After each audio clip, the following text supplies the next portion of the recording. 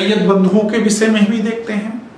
तो सैयद बंधुओं को जब महत्वपूर्ण पद दे दिए गए और राजनीतिक महत्वाकांक्षा बहुत ज्यादा बढ़ गई, तो सैयद बंधुओं का यह मानना था कि मुगलों के जो वफादार हैं, जब तक उनसे संबंध बेहतर रहेंगे तब तक उनकी महत्वपूर्ण भूमिका मुगल दरबार में बहुत ज्यादा बढ़ नहीं सकती। इसी क्रम के अंतर्गत सैयद बंधुओं के द्वारा जो एक तरीके से प्रमुख उनके सहयोगी थे बादशाह के, अजीत सिंह। कहां के राजा थे?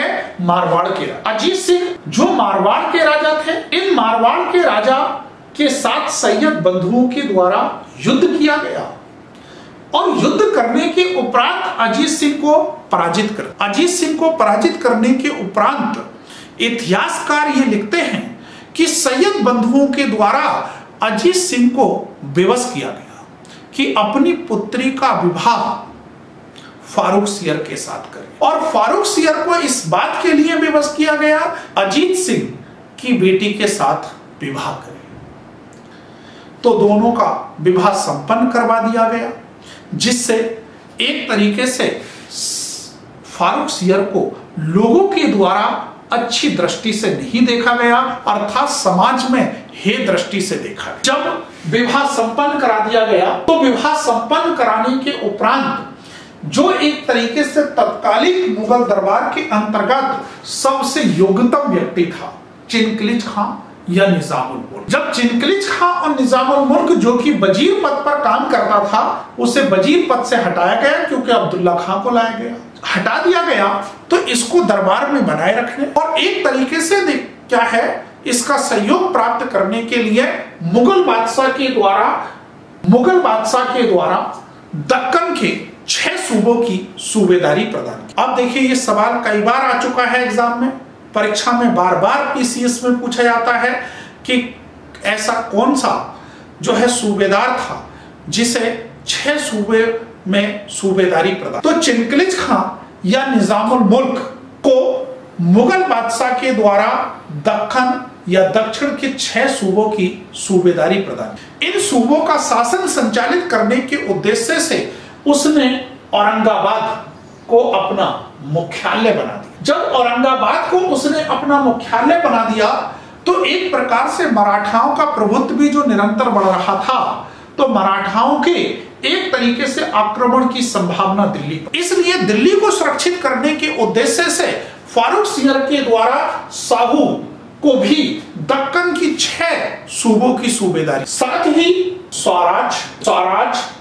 चौथ, सरदेशमुखी, कर वसूली का अधिकार भी फारूक सियर के द्वारा दिया गया। अब विभिन्न परीक्षाओं के अंतर्गत ये पूछा जाता है कि किस मराठा को मुगलों के द्वारा जो है सरदेशमुखी, चौथ, कर वसूली का अधिकार दिया गया। तो हम जान चुके हैं कि यह अधिकार फारूक सियर के द्वारा जो है साहू को प्रदान किया गया। दूसरी ओर जहां साहू से दिल्ली को सुरक्षित करने के लिए उपहार स्वरूप ये अधिकार प्रदान कर दिए गए, तो दूसरी ओर देखिए क्या है, सिखों का नेतृत्व या सिखों के विद्रोह भी प्रारंभ हो गए। जब सिखों के प्रारंभ हो गए तो सिखों के पहले राजनीतिक गुरु थे, जैसे कि आप जानते हैं कौन, बंदा बहादुर।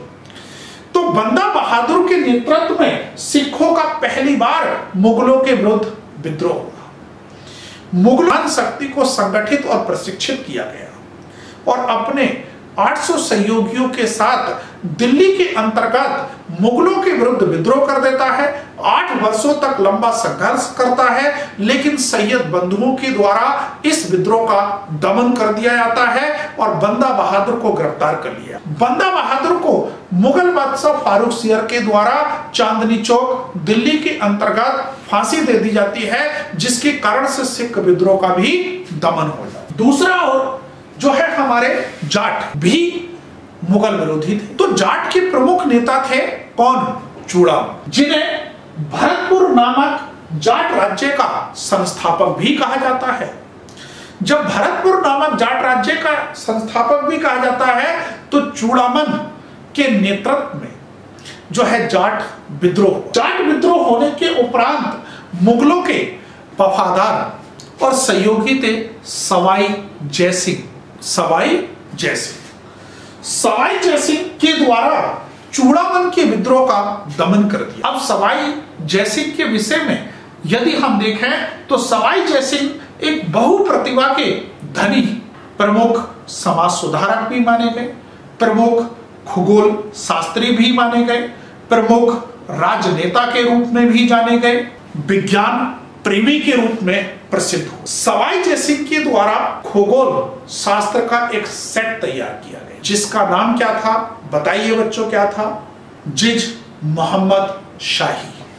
साथ ही इनके द्वारा जयपुर शहर की स्थापना की गई जो वर्तमान में भारत की अंतर्गत पिंक सिटी के रूप में प्रसिद्ध है। सवाई जयसिंह के द्वारा इसे तत्कालीन समय के अंतर्गत संस्कृति और कला के महान केंद्र के रूप में भी विकसित किया गया। हुसैन अली खां जो एक तरीके से हमारे वक्सी थे, इनके शासनकाल के अंतर्गत दिल्ली को मराठों के प्रभाव से सुरक्षित करने के लिए इनके द्वारा दिल्ली की संधि भी की गई। दिल्ली की जब संधि हो गई तो मराठाओं के प्रभुत्व से या प्रभाव से दिल्ली को सुरक्षित रखा। सुरक्षित रखने के उपरांत जिस प्रकार से अन्य उत्तर मुगल के बादशाहों की छवि जो है साहिब खबर, लंपट मूर्ख, वैसे ही फारूक सियर को घृणित कायर उपनाम से लोगों के द्वारा पुकारा गया। दूसरी ओर बालाजी के सहयोग से